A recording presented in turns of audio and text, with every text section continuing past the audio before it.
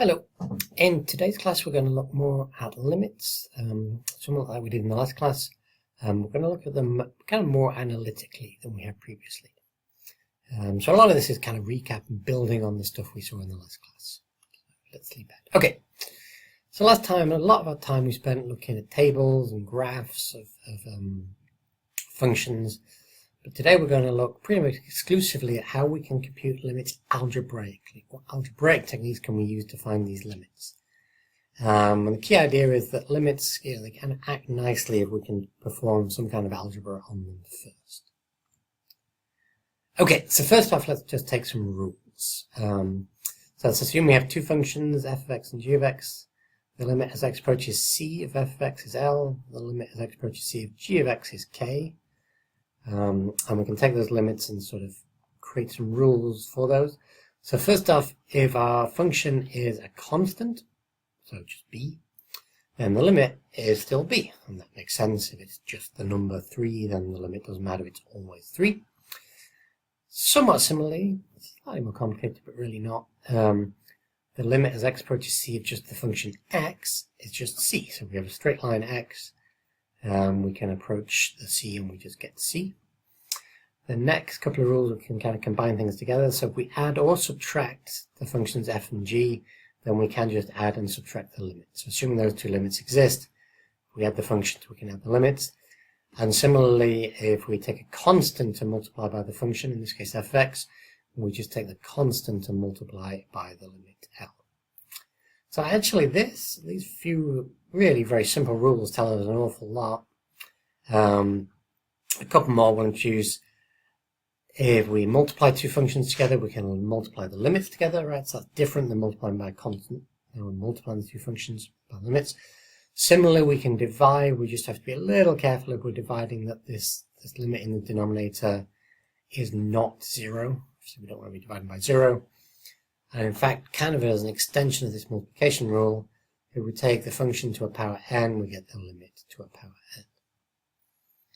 Okay, so there's some more limit rules, and I say we can kind of combine them all together and say, well, the polynomial, so we mentioned last time that a polynomial, well, actually it's pretty simple. We can just sort of take all the rules we've seen. So this, well, first of all, you'll notice these are three things added and subtracted. Well, we can add and subtract them. The first one, well, if it's just 1, the limit is just 1. If it's just x, the limit is just 2. And if it's x squared, the limit is 2 squared. If we have these coefficients, we can multiply them at the start. And really, this is just a complicated way of saying, well, we can actually just plug the number 2 in and we get the number 3. Similarly here, here we have a fraction.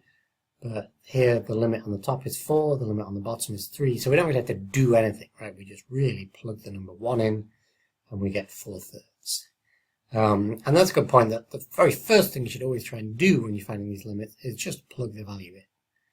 Okay, you just plug the value in, as long as it's not, divided by 0, or 0 over 0, something yucky, as long as it's something straightforward, that's it. Okay. But obviously, and again, we saw this a little bit last time, what if the substitution gives 0 over 0? Okay, so let's take 3 into this function. 3 squared is 9, 9 and 9 is 15, minus 6 plus 6 is 0. Similarly, on the bottom, 9 minus 12 plus 3, yeah, sure enough, is 0.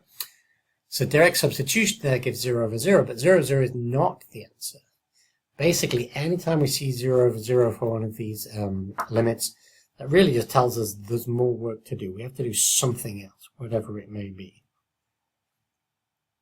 And yeah, so let's take this one as an example. So we're still finding the limit of this function, this rational function. So first we factor x minus 2x minus 3 and x minus 1x minus 3. Once we've factored, we can cancel the x minus 3s. So we get x minus 2x minus 1. Once we've done that, we can just substitute in the value 3. So we take the limit as x approaches 3 of this function. We just plug in the 3 and we get 1/2. Okay, and as we saw last time, what that really means is we have a removable discontinuity at 3. Okay, we have that kind of like hole at 3. But that's okay. The limit still exists. We can still plug it in as long as we cancel out. And of course, notice the thing that we cancelled out here. If we plug 3 into this, we get 0 over 0. This is the bit we cancel out, which gets rid of the 0 over 0, right? That's not just coincidence. You're always looking to cancel out the thing that makes it 0 over 0. This example is actually a little bit more complicated. So let's take this for example. If we plug in 16, yeah, so we plug in 4 here, we get 16. 16 plus 9 is 25. Square root of 25 is 5. 5 minus 5 is 0. And the same thing on the bottom. So it's still a 0 over 0 case. But this is a little more complicated, right? We can't really just factor in that same simple way. So instead what we do is we multiply by the conjugate. So what is the conjugate? Well, the conjugate, so with the square root minus a number, we take exactly the same square root but plus the number. Now, of course, when we say multiply, we can't just multiply by it. Well, we'll change the function. But if we multiply by this conjugate in the numerator and the denominator, really what we're multiplying by is 1. And if we're multiplying by 1, we're not changing the function at all. But, and this is kind of the point, when we do this multiplication, the numerator does something interesting. Okay, so we get square root times by square root, so the square root disappears, we just get x squared plus 9. We get minus 5 times by this, but we also get plus 5 times by this, so they cancel out. And so we're really just left with the thing inside the square root, and then the minus 5 times by the 5 is minus 25. So we get x squared plus 9 minus 25, so x squared minus 16. And that's the numerator. The denominator does look yucky, it does get harder, but we can then simplify. So x squared minus 16 is x plus 4x minus 4, the x plus 4's cancel, and we get to here. And obviously I'm skipping some of the algebra steps here, but kind of work through it by yourself. So we get to the point where now, and once again, we want to cancel out this x plus 4. The whole point is that the limit is approaching minus 4, and this is what gives us 0. Once this x plus 4 is gone, and we're left with this, we can just plug the minus 4 in, so we get minus 8 on the top, we get 10 on the bottom, and so it's just minus 8 over 10, or minus 4/5. Right? The second you can plug the number in, the limit we're taking in, do so. Okay, so when you see a limit, first off, just try substituting the limiting value. If you get a number, great, you're done. If you get 0 over 0, well, then it's a bit more complicated. You have to factor, maybe cancel, maybe combine fractions, maybe you rationalize with the conjugate, whatever it is you need to do to cancel out that 0 over 0, and then you can substitute again. Let's say the second that 0 over 0 is gone, you can substitute again. Now, to be clear, we've sort of seen lots of limits that do exist. Not every limit exists. So we mentioned this last time, this ceiling function. So as we approach 2, from the left, as we approach 2, we get 2. From the right, as we approach 2, we get 3. And remember that rule we saw last time? If we approach something different from the left and the right, then the limit does not exist, right? 2 does not equal 3. So this limit does not exist based on that. Oh, here's another interesting jump. Let's take the limit as x approaches 0 of the absolute value of x over x. So this is kind of an interesting one, because if we plug in a positive number, let's take 3, we just get 3 over 3, which is 1. If we plug in any negative number, we get negative, whatever, 3 over 3. Excuse me, I guess the negative 3 on the top becomes positive, but the one on the bottom becomes negative, so it becomes negative 1. So this function, if we plug in a positive number, we get 1. If we plug in a negative number, we get negative 1. And so what happens as it approaches 0? Well, it approaches 0 from the right, it approaches 1. From the left, it approaches negative 1. And here we go. And therefore, because those two limits are different from the left and the right, the two-sided limit does not exist. So we'd say the limit as x approaches 0 does not exist. Okay, that's another example of a jump discontinuity we've seen. Yeah, let's take another one. So tan x, or tan theta, I suppose we have here. So tan theta, as we approach pi over 2, from the left it goes to positive infinity, from the right it goes to negative infinity. But because those two sides behave differently, the limit again does not exist. Okay, so we're going to finish off with a fun little theorem called the squeeze theorem. What we're going to do, we're going to take three functions, f of x, g of x, and h of x, and we're going to assume that g of x is constrained between f and h. So in other words, it's greater than or equal to f, but less than or equal to h. And then we're going to say, well, as we approach this value, let's call it a. F of x and h of x, the two on the outside there, both approach L. So the limit as x approaches a of f of x and h of x is L. And let's say those are the two outside ones.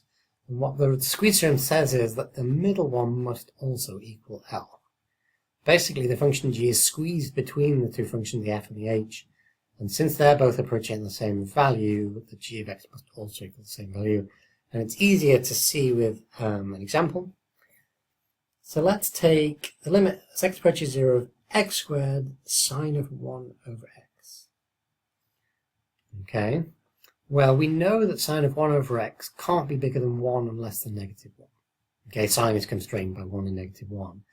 So if we take that inequality and just times the whole thing by x squared, which we can do because x squared is positive, and we know that x squared sine of 1 over x is constrained by x squared and negative x squared. Remember, the thing we have here matches the thing we have here. So this kind of matches what we want for the squeeze theorem. The function we're interested in is in the middle, and we have two, in this case, simpler functions on the outside. Okay, but the limit as x approaches 0 of minus x squared is 0. The limit as x approaches 0 of x squared is 0. And so this x squared 1 over x is constrained between two functions that both approach 0. So this also has to approach 0. And perhaps this is easier to see with a graph. Yeah, it's not too bad. So the parabola we have at the top here is x squared, and the upside down parabola, the hill, is negative x squared. And then we have this x squared sine of 1 over x, which is constrained. It has to be between these two things. And you can see that as we approach the origin here, these two functions kind of squeeze it in, and so this red line has to be between those two, and sure enough, that limit has to be 0. And so I think you can see it better visually than you can think about it algebraically. Okay, so real quick recap. Limit laws. Well, first off, we can just do things by using direct substitution, and that's what the limit law tells us we can do. If the substitution is 0 over 0, then we have to do some kind of simplification before we take the limit. Some common tools we can use, we can factor, maybe we combine fractions. We didn't do that one, but if we have two fractions, maybe we can combine them. If we have that square root case, we can use a conjugate. And if a limit fails to exist, maybe you can check its one-sided behavior, right? What does it approach from the left? What does it approach from the right? And then finally, that the squeeze theorems handle some functions. Well, we can't really do them directly because they're quite hard or complicated, but can we compare them to something quite simple and use a squeeze theorem in that way? Okay, and that's all we have for today. Thank you.